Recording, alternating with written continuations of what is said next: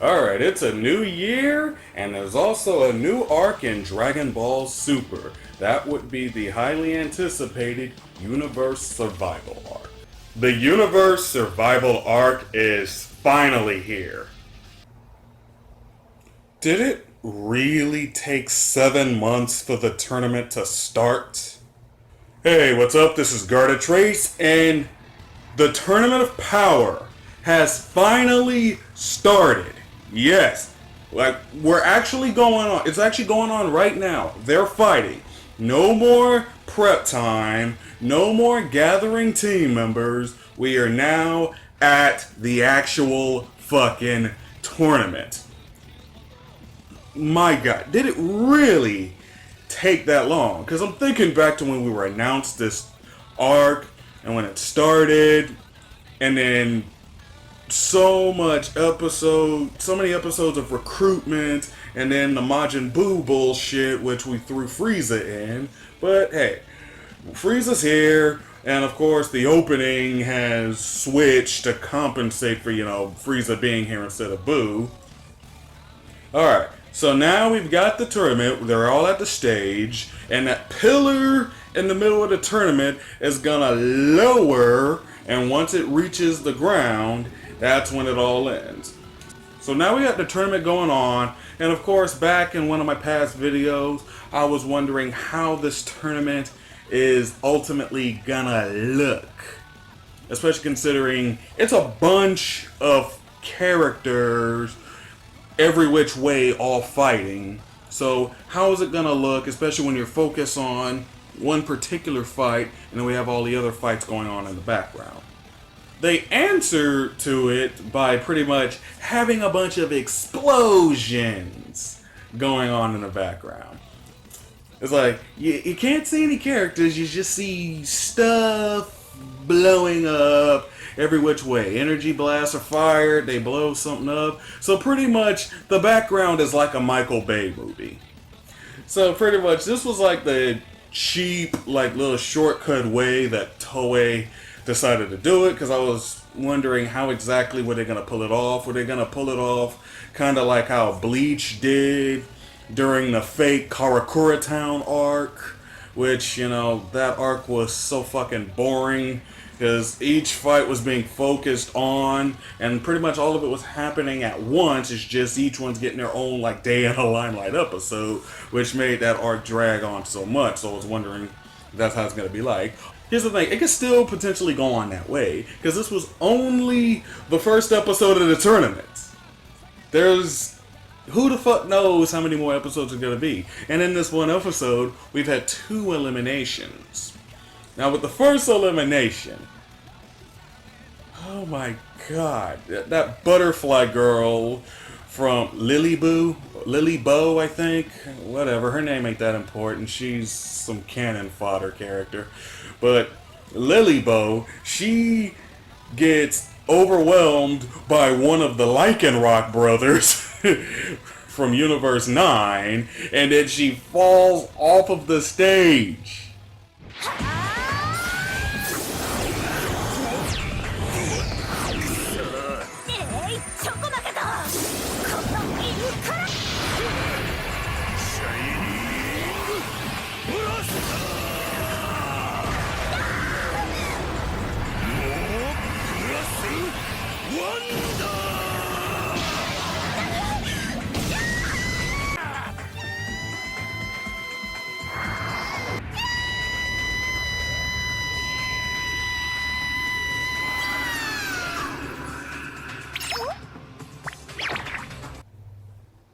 But here's the thing. She has wings. She can fly. Her flying is not restricted. Because in the tournament, if you fly through the use of ki, your flying is restricted. You are not able to fly. But if you're flying with wings, you're perfectly fine. But she fucking falls off the stage. She's the first to fall. She's just screaming like a dumb little girl. Fly, you dumb bitch. So then she's falling and falling like the idiot she is. It's like, come on. This reminds me of Yamcha from that tournament that took place in BoJack Unbound. This is what this reminds me so much of. Like, Yamcha fell off the fighting stage. Now, that tournament has no restrictions on flying. So, Yamcha, you're falling off. You can fly back up, you dumb shit. Did you forget that you know how to fly? It's like, oh my god, just... Whenever I see someone just forget their abilities just for the sake of, you know, getting the story to move along, I always say, man, that's just the dumbest thing ever. So Lilybo, she falls, and then of course she gets teleported to the stands where her respective universes, like gods, are sitting. So that lets you know, if you fall down, you're not gonna like be falling forever, being lost in the void. You'll at least be like recovered and brought back. And I guess that would mean if you took any injuries, they'd be healed. And then of course, you know, the god of destruction of Universe 10 ain't happy that she got taken out like that. It's like, but come on, that was such a dumb way to go. And then we had the next guy get eliminated. Now, he tries to do a kamikaze move where Goku is caught by him. He catches him, and he's got him caught in a bear hug, and he's about to drop out of the ring with Goku. But then, of course, Goku at the last minute goes Super Saiyan Blue to bust out of it, so only that guy falls. And of course... his god of destruction isn't happy that he got himself eliminated. But this is the big issue that I say with Goku. Because Goku, he seems to be more careless than usual. Because, you know, Goku was always very clueless, but the thing is, he was that close to being eliminated. He was able to bust out of that hold much sooner. He could have broken free much sooner if he just did that. Why didn't he just do it? Because he was this close. Because Goku's got to remember, he can't fly. So he can't afford to make costly mistakes like that. So let's say if he was hanging over and he couldn't reach the ledge, he would have gotten himself eliminated like a dumb fuck. So it's just Goku, I don't know, it's like, he's really seems to be dropping IQ points, because, you know, Goku's always been an idiot, but Goku just seems to be really, really fucking stupid. It's like, okay, you wanted to save your power, but like we said, it doesn't do you any good if you lose. So pretty much Universe 7 is gonna lose its strongest member like that early because he was so damn careless. And speaking of Universe 7, there is no teamwork going on with them, because pretty much Goku goes off on his own. Then, of course, Vegeta, Android 17, Android 18, and Frieza, they just go off to do their own thing. Frieza's like, you know, hey, I've been revived. Let me go cut loose now. And so let's say any team strategy that they had is gone. Because here's the thing, they're not going to follow any sort of strategy. And it's like, you know, Gohan, he's the team leader, but it's like, well, Gohan, how are you really, what do you really expect these guys to do? Because most of these guys aren't team players. Because, like, pretty much the only teamwork that we'll pretty much see besides from the ones that didn't just walk off, we could see teamwork from Android 17 and 18, of course. They'd be doing a whole lot of teamwork.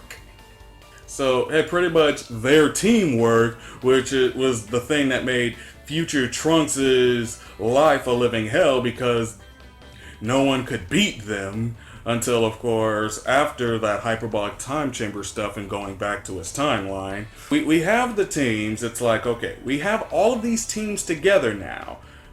And most of these characters are ones that we are seeing for the first time ever. It's like, we were just being introduced to a lot of these characters. This is where I say the huge problem in this arc is going to come. The fact that there's like 80 plus characters taking part in this tournament. And we don't know anything about them. We're not invested in them. So we don't care what happens to them. This is too many characters to introduce at once. You know, like, Bleach would not go this far. They're known for introducing groups of characters. Hey, that's how Kubo overcomes his writer's block. He just introduces groups of characters. But even he wouldn't take it to these extremes right here. Because that's the big problem I feel with Dragon Ball Super, is it just has escalated to a point where are we gonna go from here? We have this tournament now. We have this tournament, it's going on. We don't really know what its end result's gonna be, because like, let's say if it ends straight, the universes except for the winning one gets destroyed. Like, let's say Universe 7 would be the winner, all the other universes get destroyed, which, you know, that's one hell of a thing that you would really think Universe 7 would be the one to win, because you gotta remember that the finale of Dragon Ball Z's gotta happen at some point after this, so this gives Universe 7 the world's strongest plot armor. It gives them, it's like pretty much Universe 7 has stronger plot armor than Kirito from Sword Art Online. So like to say if it ends straight, like pretty much people are expecting that it would end, where the universes get destroyed, we have just Goku's universe, Universe 7 around. It's like, you know, you introduce all these other universes, I don't care about them. And also, like, let's say with the Super Dragon Balls, they're used to revive the other universes, which I don't think they'll be used for that purpose, because, well, I'm sure Zeno will be pissed off if the universes get revived right after he erases them from existence. And that also would mean that there'd be no point in this arc. But let's say if they try to throw whatever curveballs, which that's the thing I think that they're going to do with Frieza. He's going to be there to throw some sort of curveball into this.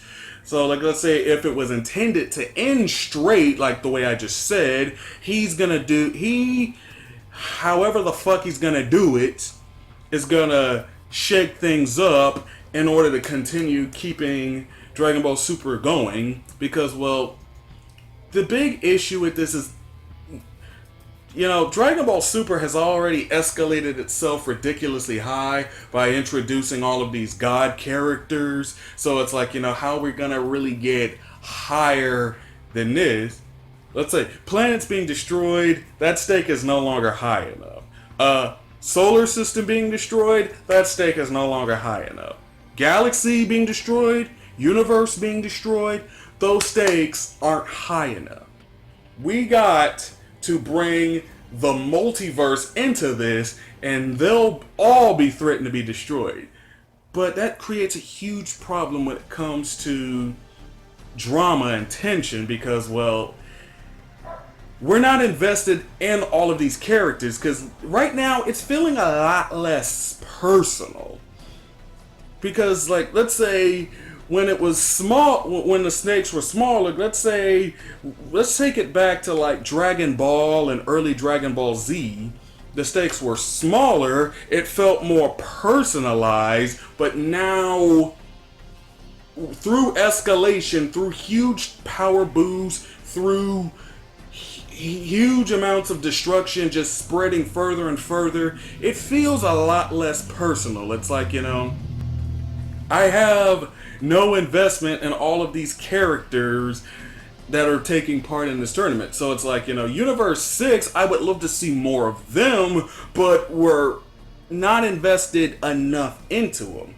It's like, well, I may care a little bit, because the only reason I wouldn't want to see them go so fast is I want to see more of them, because we haven't really gotten much. They didn't really get any development during the Universe 6 tournament, but still, it's like, it's still not a whole lot to truly be attached to these characters. And then you have the other universes, which I have no investment in them. Now, with Universe 10, the only reason I would have any sort of investment in them is only because of Gowasu. I wouldn't want to see him get destroyed, because, you know, we've had Gowasu in the previous story arc. And then, of course, you know, we gotta have Gowasu, you know, he's gotta continue his God Tube career, you know. But this tournament, I really feel that it's the hugest example of this series writing itself into a corner, because what are you really gonna do? Like, let's say if it turns out the losing universes don't get destroyed. What are you gonna do with all of these characters? Because you've introduced them now, so what? Are we gonna start, like, focusing more on them? Or are they gonna lead to spin-offs or some shit? Because, well, it's just, there's too many characters to go through. Pretty much, if these characters get destroyed, I care about as much of them as Goku cares about the fact that the Saiyans are all dead because of Frieza. Because, you know, of course, Goku has no attachment to the Saiyans. He doesn't wonder about his real mother and father. He doesn't even, like, think about Raditz. He doesn't care about Raditz. That's why Raditz has no chance of being revived. So when it comes to this tournament, it's just the big issue of where's it going. Because we have fights going on every which way, and that explosion backdropped because, you know, budget and cheapness from Toei's part, but whatever. But where are they gonna go? What are they gonna do? It's just, this tournament, it's likely gonna last a really long time, so this thing is threatening to be like the Dragon Ball Z fight between Goku and Frieza all over again. That fight dragged on much longer than it really needed to, and now we have 80 fucking fighters here. Only 2 have been eliminated so far, so this arc could go spill off, and it probably won't actually end until maybe sometime next year. So what are they gonna do? Like, how could they really continue the story going on beyond this? And what are they gonna do with all of these characters, you know? Because these characters they're jobbers, really. They're just here to job, but if they don't wind up getting destroyed, what is there for them now? What is the ultimate point of all of this? But hey, let me know all your thoughts in the comments below. Also, like and subscribe for more content to come. Anyway, with that being said, that'll be the end of this video. Have a good day, everyone. This is Trace, signing out.